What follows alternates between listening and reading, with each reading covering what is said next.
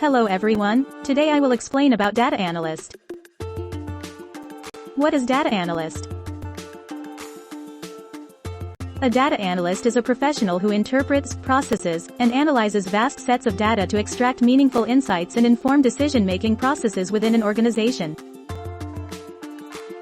Proficient in statistical methods, programming languages, and data visualization tools, they transform raw data into actionable information. Data analysts utilize tools such as Excel, SQL, Python, R, and others to clean, organize, and manipulate data, ensuring accuracy and relevance.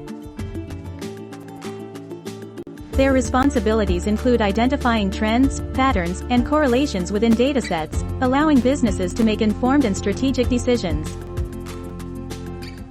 Data analysts also contribute to the creation of reports, dashboards, and visualizations that communicate complex findings in a comprehensible manner to stakeholders.